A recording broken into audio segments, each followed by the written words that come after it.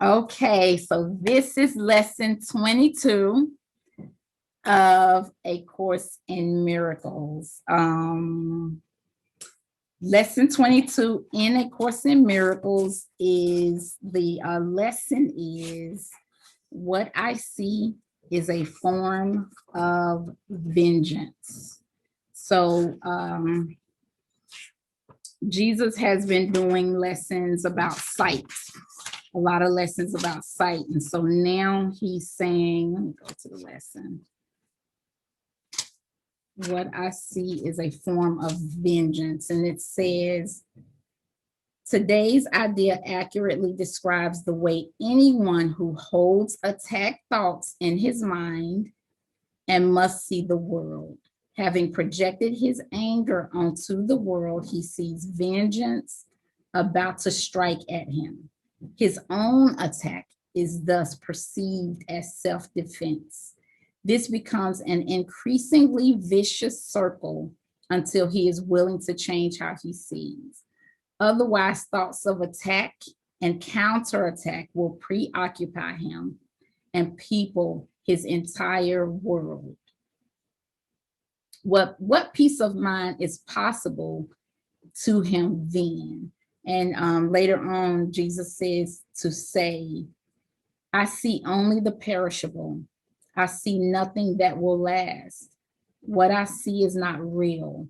What I see is a form of vengeance. Is this the world I really want to see? So, so that is an incredible lesson about sight, and how our attack thoughts create our perception. So this week and next week, we are going to be talking about relationships. So I want to start out by asking, has anybody wondered why some couples entering into a romantic relationship start out so beautiful? Everything is so bright and optimistic. And when you ask them about their love, they beam with happiness just by hearing the other person's name. And they get married and have children, but years later, something changes. Okay. We, because this can be a shared experience, end up literally hating each other, eventually filing for a divorce, and end up engaging in one of the darkest experiences of hell that can be encountered here on this physical plane, full of bitterness, vitriol, anger, and expensive court battles, as if they had never known love in the first place. That these two dear souls end up in an engagement so dark that either one or both of the people suffer so much that they wake up to who they really are, if they're fortunate, or that they experience a spiritual death that results in them being so bitter that they take that pain into all their other relationships, whether romantic or not. I know this sounds very dramatic, but really, we all understand and have heard of countless instances where a couple, married or not, can end up literally hating each other. But you have other relationships that are right. You feel the love and the light when you're around the couple, and there's a mutual respect and love that endures for as long as the relationship lasts. Why is this? Why does some end so dark and others, regardless how long they last, carry a light that endures? There are many reasons why, which includes soul level karmic history, whether or not the couple are soulmates, maturity level, readiness, and many other reasons. I have received a request from someone to do a lesson on relationships. So that is what we're going to be talking about today. highlighting romantic relationships and all other relationships because we are all in relationship with ourselves and everyone else, no matter the nature. Relationships are so important to our spiritual evolution and such a part of our experience that we are going to be covering this topic this week and next week as well. Tonight, we're going to be learning Jesus's guidance on romantic relationships from A Course in Miracles. And next week, we'll be covering God's input from Conversations with God. Not surprisingly, both responses share the same formula to engaging in an enjoyable and meaningful relationship. So whether we are single or in a committed relationship or married, this information is beneficial to all of us to ensure that we avoid the pitfalls of a miserable union. So in A Course in Miracles, Jesus talks a lot about what he calls the special relationship. Now, Jesus refers to the special relationship as an attempt that we make to substitute God's love for us through a relationship with another person. So anytime Jesus refers to the special relationship, he's referring to the ego's pursuit of a relationship. And it is important to identify the motivations that the ego has. Jesus's description of this kind of relationship very accurately describes the darkness that ensues if we follow the ego's pursuit. So I'm going to start on page 342 of A Course in Miracles. Okay, and I'm reading paragraphs 7 through 8. So it says, most curious of all is the concept of the self, which the ego fosters in the special relationship. This self seeks the relationship to make itself complete. Yet when it finds the special relationship in which it thinks it can accomplish this, it gives itself away and tries to trade itself for the self of another. This is not union, for there is no increase and no extension. Each partner tries to sacrifice themselves, the self he does not want, the self she does not want, for one he thinks he would prefer.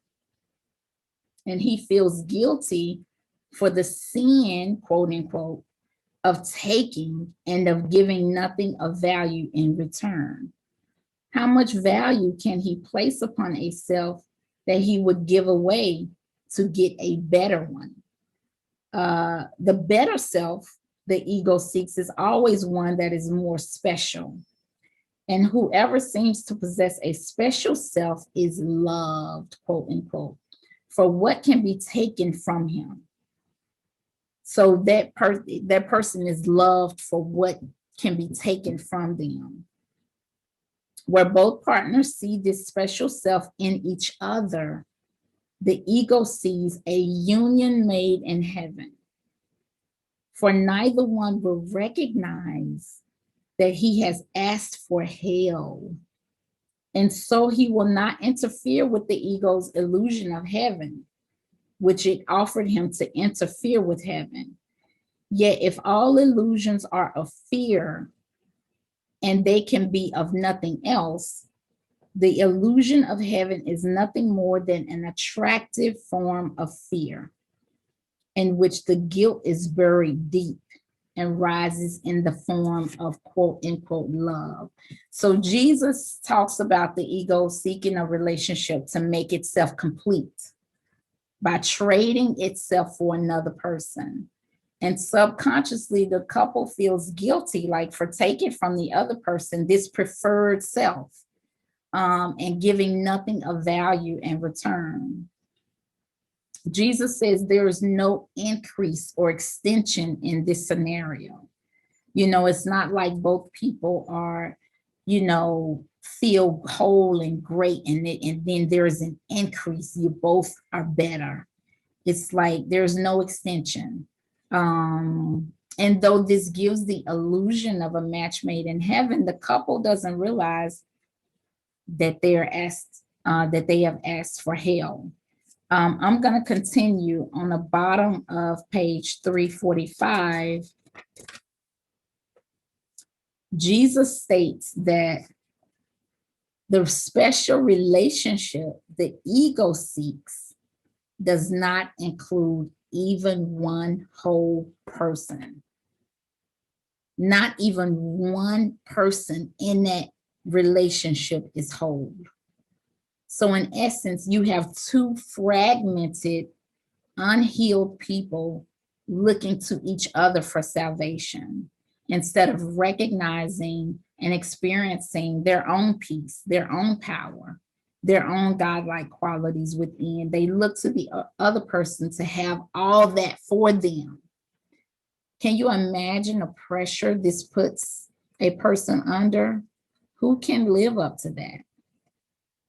On page 338, paragraph 4, let me read it.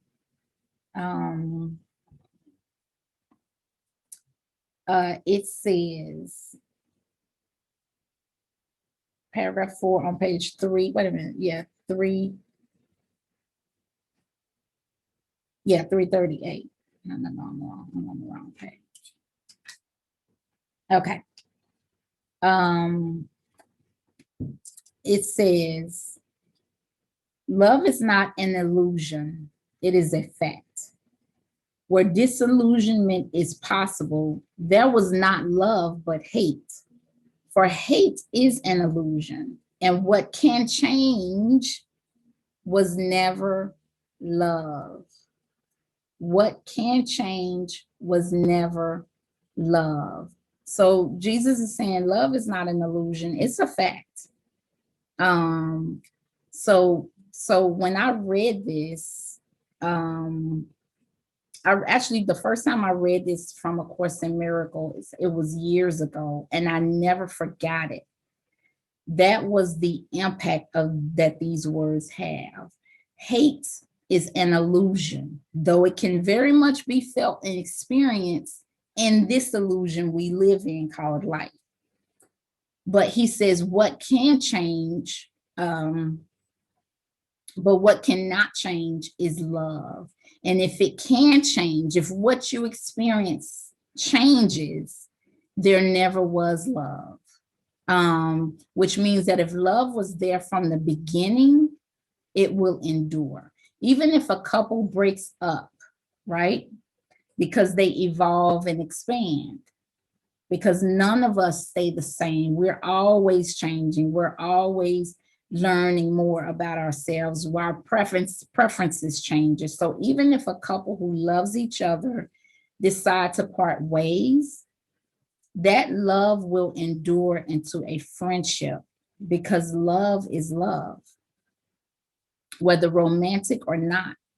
And it made me think of the many relationships that start out loving or has the illusion of love and it turns into hate.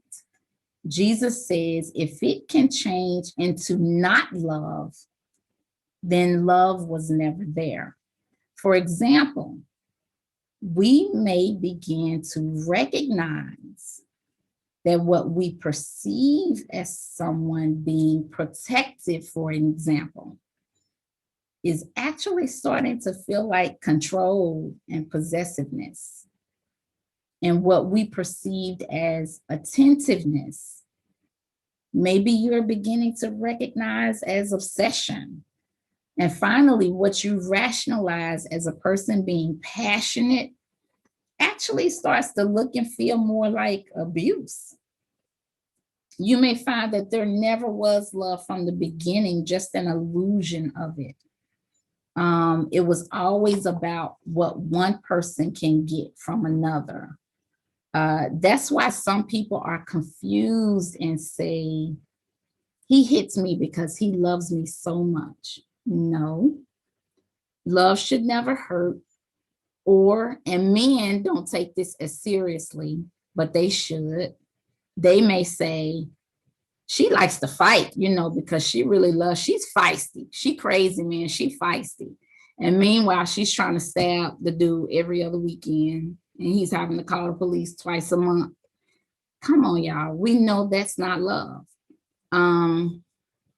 Jesus is always talking about this being an upside down world, that what we perceive as love is actually hatred and violence. For us to be confused about someone hitting us and think that level of brutality equates to the level of love shows how very sick we have all become. It shows the degree of confusion and depravity that our minds have adopted. This is why clarifying our minds is so critical to us and creating a happy experience. Of course, these are extreme examples, but at every opportunity, ensure that what you are engaging in with another is of love. It makes me think of a powerful scripture in the Bible in 1 John 4:18, which says, there is no fear in love, but perfect love drives out fear, because fear has to do with punishment. The one who fears is not made perfect in love. So that was another powerful thing that I've read that has had impact on me. There's no fear in love. If there is fear in the relationship, that relationship has not love. Love should never hurt. So if you are demeaned, controlled, and abused in any way, physically, spiritually, sexually, emotionally, that is not a relationship where love lives. You may have conflicts and may need to communicate disagreements, but love should never make you feel bad about yourself. And sometimes we will need to offer up feedback to our partners about something, but it should be done lovingly with the intention of going higher, not to hurt, demean, or embarrass. In reading A Course in Miracles, Jesus does not mince his words about how he feels. If you read throughout this chapter, he does not mince his words about how he feels about these kinds of relationships. And this is what Jesus is referring to when he says that many people enter into relationships as a substitute for God's love, and no one can ever live up to those expectations. In A Course in Miracles, page 339, Jesus says, no specialness can offer you what God has given, and what you are joined with him, meaning God, in giving. So no special relationship can offer you what God has given.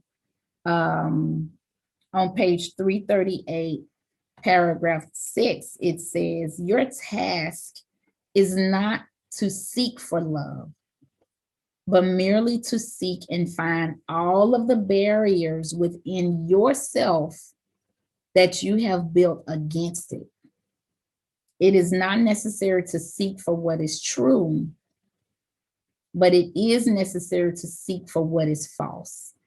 Every illusion is one of fear, whatever form it takes, and the attempt to escape from one illusion into another must fail. If you seek love outside yourself, you can be certain that you perceive hatred within and are afraid of it. Yet peace will never come from the illusion of love, but only from its reality. I'll read that again. It says, yet peace will never come from the illusion of love, but only from its reality. So Jesus is saying, do not seek love outside of yourself, but find the barriers within us that we have built against love. It is critical that no matter where we are in terms of a romantic relationship, any relationship, but especially a romantic relationship, that we connect with the love that we are. So I'm going to move on page 347 to 348, paragraphs 1 to 2.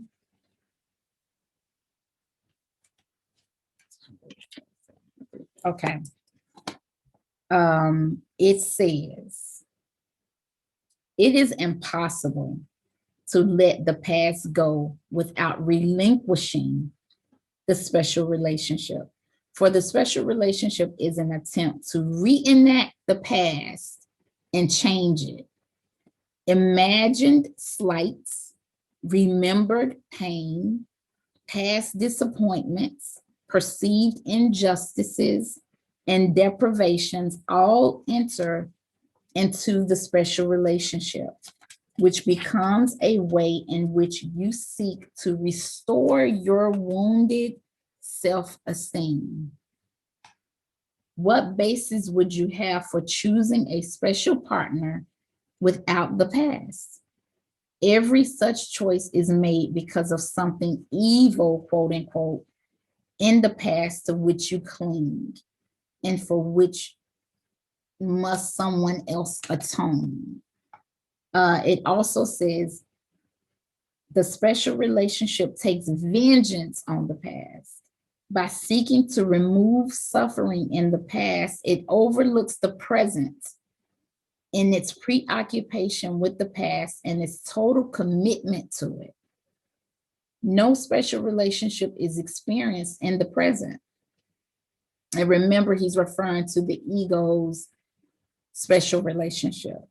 Shades of the past envelop it and make it what it is. It has no meaning in the present. And if it means nothing now, it cannot have any real meaning at all. How can you change the past except in fantasy? And who can give you what you think the past deprived you of? The past is nothing. Do not seek to lay the blame for deprivation on it, for the past is gone. You cannot really not let go what has already gone. It must be, therefore, that you are maintaining the illusion that it has not gone because you think it serves some purpose that you want fulfilled. And it must also be that this purpose could not be fulfilled in the present, but only in the past. So Jesus is saying that the special relationship is an attempt to reenact the past and change it. So in these paragraphs, Jesus is describing, again, the special relationship that the ego seeks. If we do not love ourselves, if we do not recognize our own beauty and our own light, if we are harboring grievances and grudges against another person, any other person, then we would be no good for someone else in that state. We will unconsciously bring those unhealed issues to our relationships. And we all know this, right? We all know it. We call it baggage. Now, we all have some degree of baggage and things that we are working on. So not many of us can say that we're completely free of our shadows. But according to what we're reading, let's say this: the more work that we do on ourselves, the more forgiveness work that we do toward those people who have hurt us in the past, the more work we do on recognizing our patterns and behaviors that are not healthy, the more light we shine on the dark corners in our hearts and minds, the more of a blessing we will be to others around us, and the more likely we will be able to have healthy, functional, loving relationships with others. Because otherwise, the ego is going to attempt to use the relationship for its own benefit. And it ends in the hatred and bitterness that we talked about earlier.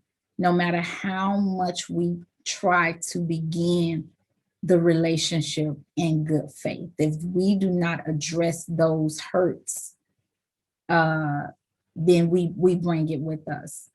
On page 366, and this will be the last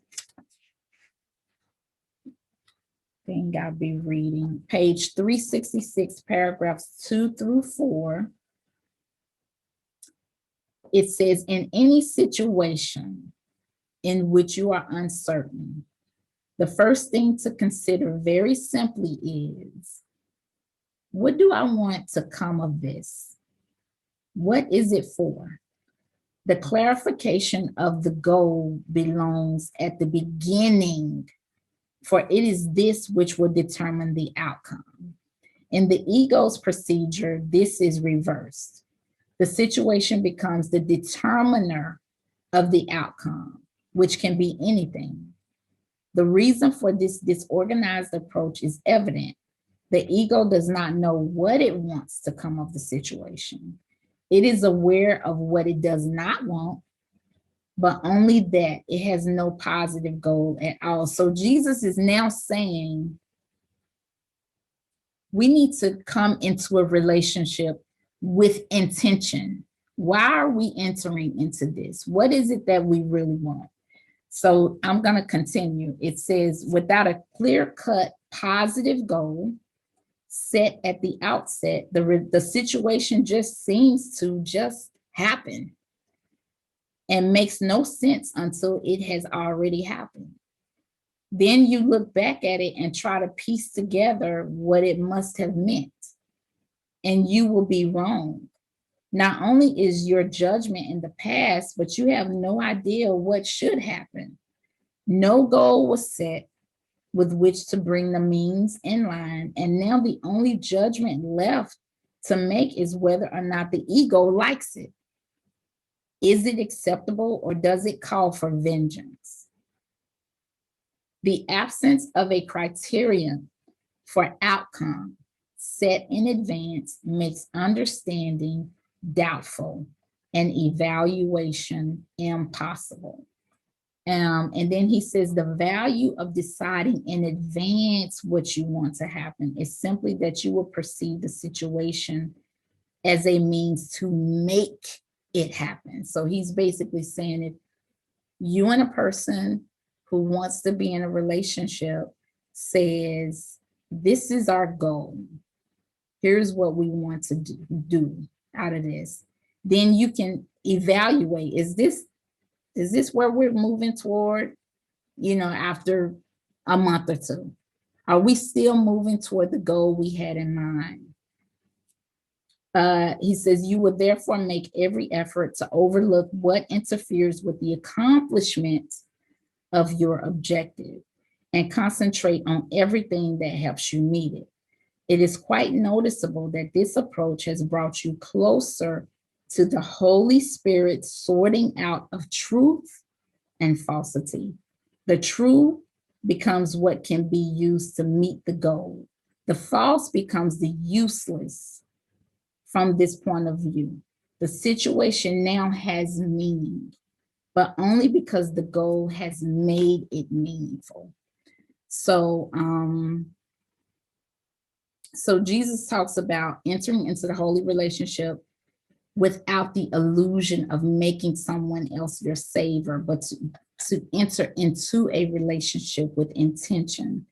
He actually talks about establishing a goal for entering into a relationship, as opposed to entering into a relationship and just letting what happens happen, and then later on realize it was not what you wanted from the beginning. He says that the Holy Spirit will assist us in this. So after I read this, I thought, really, Jesus, that's it? Like, that sounds really simple, but it makes sense. To heal your wounds from the past and to establish an intention for your relationship. And then, I thought, wouldn't that be a standard question to ask the person you're considering dating? Like, what is your goal? What are you looking to gain in a relationship? And that one simple question can reveal a lot. Whatever they answer, it can reveal a lot about where they are, right? If a person says, I'm looking for someone to make me happy, does that sound right? Does that sound like something that we all want to participate in? If somebody says, I'm looking for somebody to make me happy. No. Nope, Exactly. not at all. That sounds like a job. Okay. Because who wants to enter into a relationship with somebody who isn't already happy? So they're looking for you to make them happy. Or if someone says, and this sounds so romantic, but if someone says, I'm looking for someone to complete me, does that sound like something that a human being can do? No, No. that sounds like a job. Okay. But if someone says, I'm looking to share time and space with somebody and enjoy this experience with them, that might be okay. That might sound a little right. It's general, but at least this person is not looking for you to complete them and they don't have conditions on the relationship. So the point is that we have been so used to just dating without purpose and are surprised when we find that we don't like the result of our relationship. So next week, I'm going to be talking about what God thinks about relationships and why they go wrong from Conversations with God. So I'm keeping it short this week. It's 6:36. Are there any questions, comments, anything that anybody wants to offer?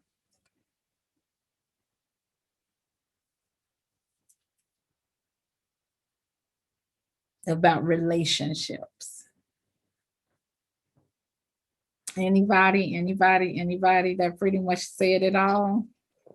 Yeah, I'll just say you definitely said it all. This is again from my favorite part of the book. And yeah, it just for me, this like it just teaches me that the most important part of a relationship is really keeping yourself whole, and focusing on yourself and being selfish in that way, because that's the healthiest way to to survive and kind of stay centered in who you are.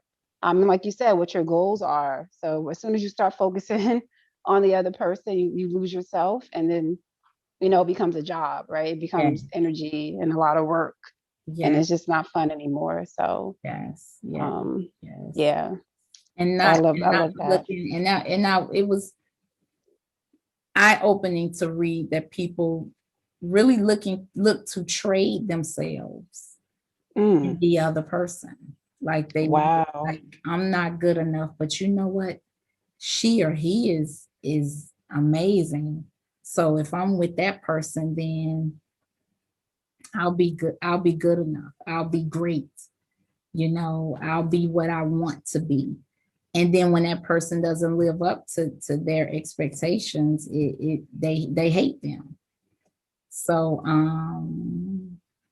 Were you saying that people do that consciously or subconsciously or I both? think they do it consciously. Oh, okay. He was saying that this was the ego's motivation. Got it. So it's subconscious. Okay. Yeah, subconsciously. Yeah. Brittany says, very nutritious lesson. I love the self accountability.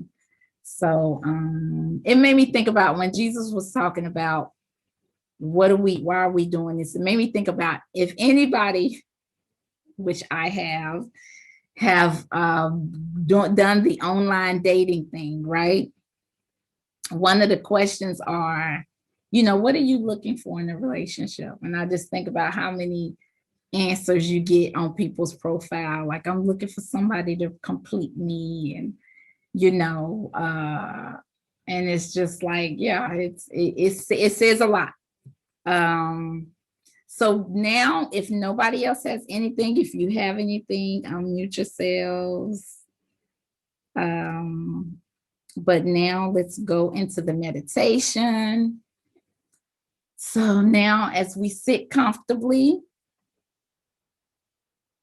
in your seats, in your chairs, and you, if you can, if you're not driving, if you can close your eyes.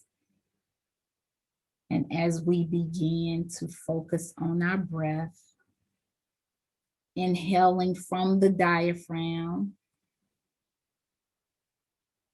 and exhaling through the mouth, releasing all that does not serve us with the exhale, inhaling the loving light and exhaling and relaxing the muscles in our bodies with each of the exhale. As we inhale a third time through the nose and exhale through the mouth, relaxing the cheeks and the face and the neck, and letting our minds become aware of your feet. Bringing your consciousness to your feet. Feel that soft golden glow begin to enter into your feet from Mother Earth. Let it fill your feet with warmth and relaxation as you begin to feel the gentle, loving energy and light from Gaia. Let your feet just relax where they are, where they naturally are. Just let them go. Now feel that soft, beautiful light begin to move up into your ankles. You can feel the warmth as it flows up to your ankles. Feel your ankles become relaxed and warm, letting the muscles around your ankles relax, just relaxing, letting all that go. And now feel that soft green glow begin to move up into your calves and your shin. You can feel the vibration of Gaia. Feel your calves as the muscles relax. Let the muscles on top of the shins just relax. Feel them just letting go. And now feel this beautiful light move into your knees. Let the warmth feel your knees. Feel your kneecaps relax. Feel the back of your knees relax. All the muscles around your knees relax and letting them go. Just letting them go. This is how peace feels. This is how love feels in the body. Now feel the warmth begin to move up into your thighs. Let the big muscles in your thighs just relax.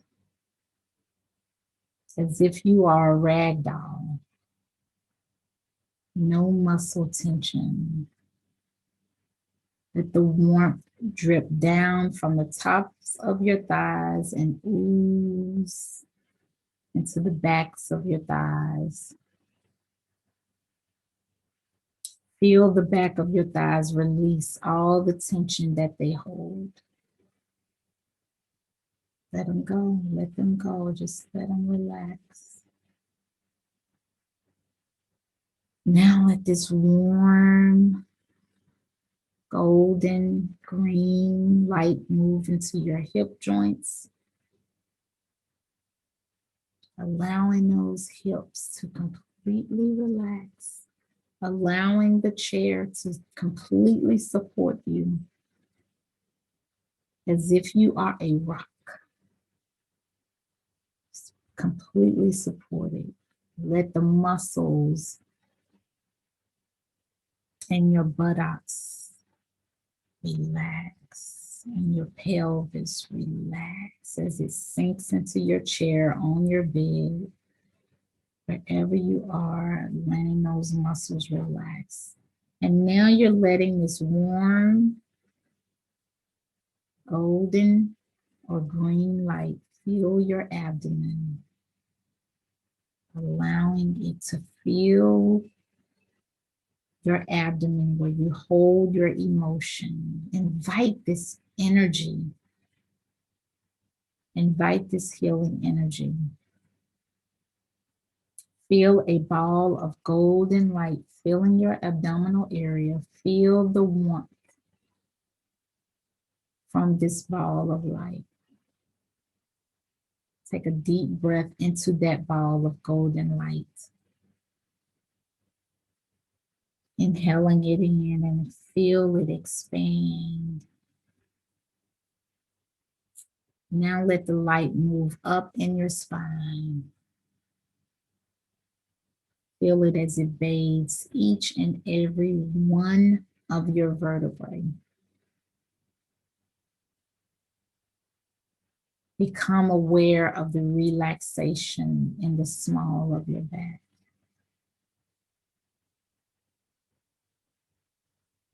Feel the space there. Feel the warm golden light flow up into your chest. Feel that strong energy. With each breath you take, let your lungs be filled with that warm green light.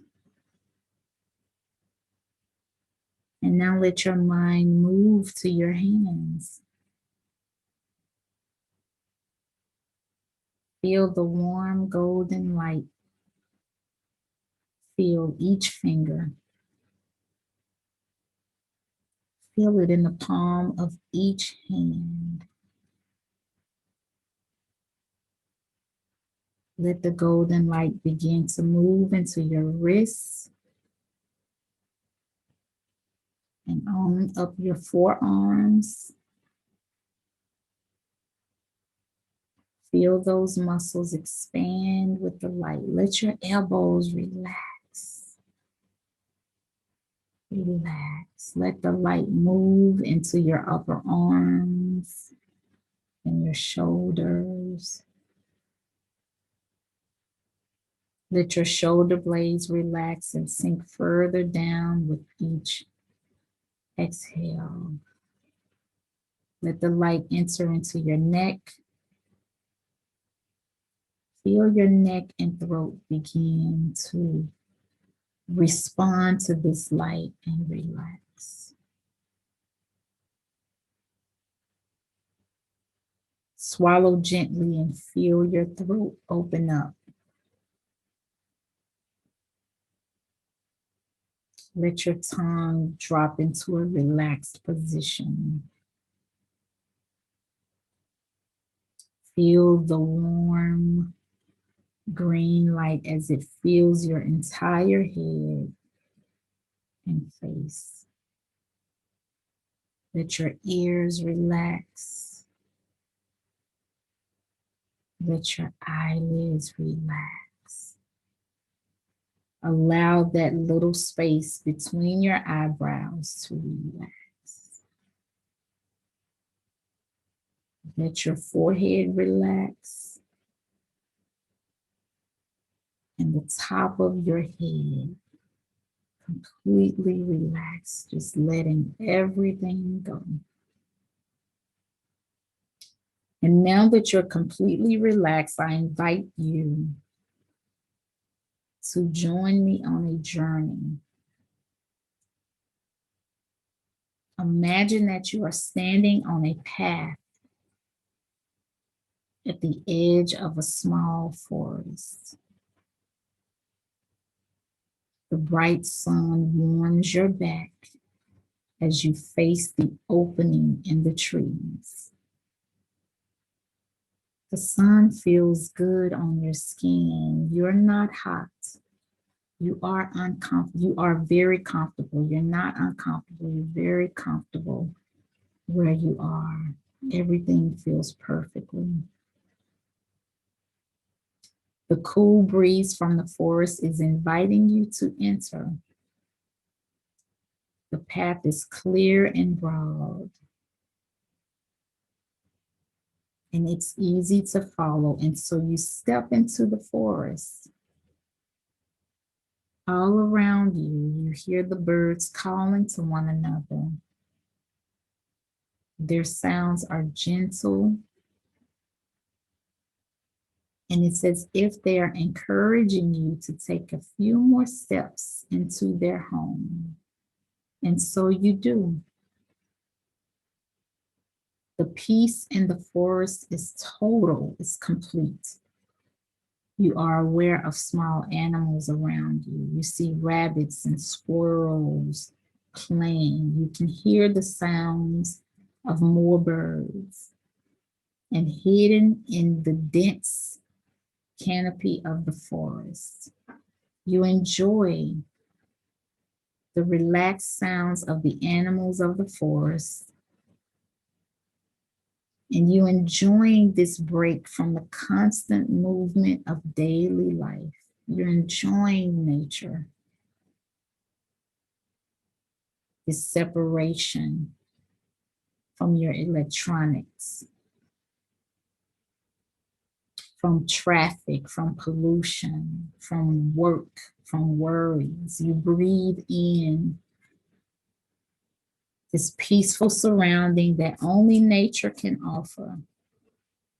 As you walk on, you begin to hear the sound of running water. You can tell that the water is gentle, and you walk in the direction of the sound. As you walk, you can feel the leaves under your feet and the small branches and roots on the ground. It feels good to have your feet touching Mother Earth, connecting with Gaia. And you let the gentle voice of the water call you on. The water's voice is soothing to your ears. It relaxes you even more,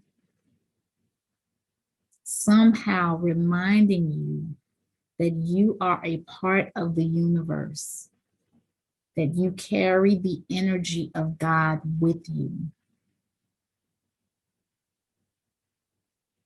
In front of you opens a little clearing in the forest, and in the middle of the clearing is a small pool of water. The pool is being fed from a stream cascading down a small rocky slope.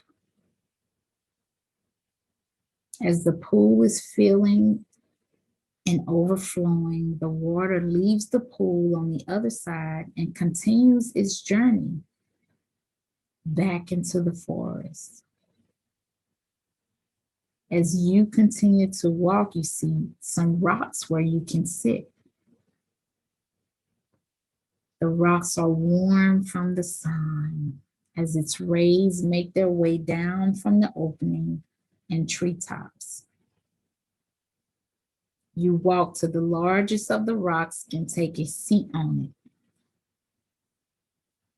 It's as if the rock was made just for you to sit on. It cradles your body and holds you steady. You take a deep breath in and exhale out any leftover tension you may have been carrying. You feel you have truly arrived. You are comfortable and relaxed and at peace. And you just sit here for a few minutes in silence, listening to the sounds of the forest and the water all around you. Your eyes are closed and your heart is full of joy. This feels so good. In a few moments, you begin to sense the gentle presence of another being in front of you.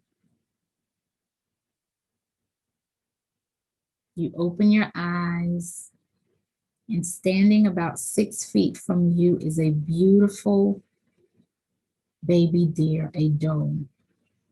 Her kind brown eyes resting on you. She is completely at ease, and so are you. For some minutes, you sit just looking at this creature, just looking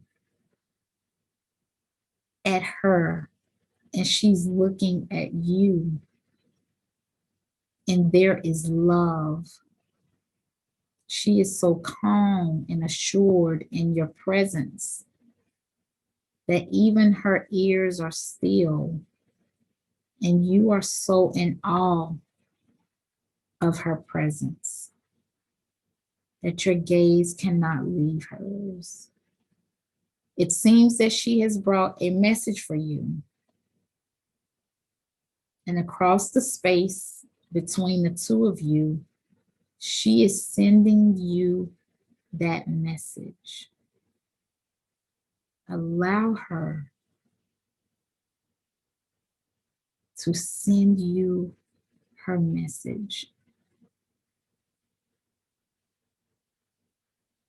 Somehow you have become aware of the message and are ready to receive it from her. Open your heart now.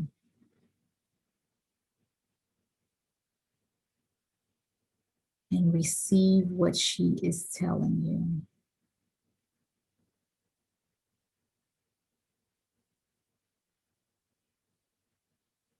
Your heart is filled with overflowing with the love you are feeling in her message. She stands there for a few moments longer. Then she gently closes her eyes. She looks at you, turns around, and slowly walks back into the forest. You sit for a moment longer, simply integrating into your being the message she brought you.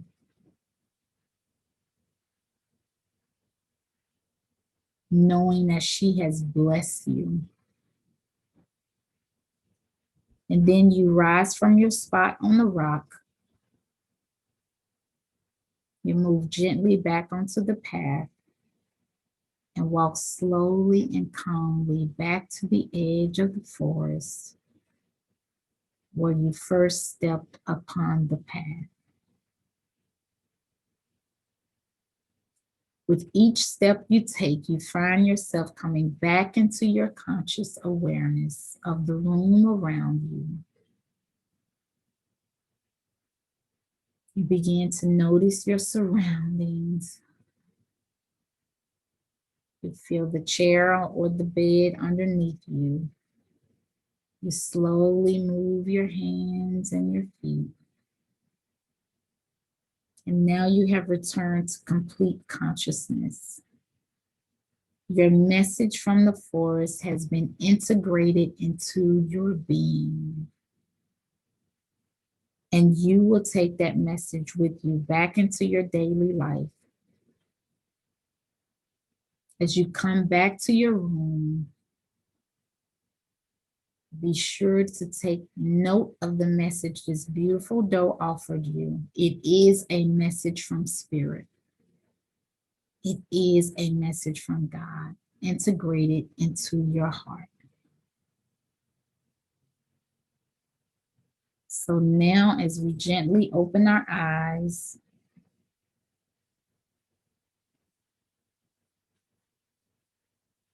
integrating back into our bodies.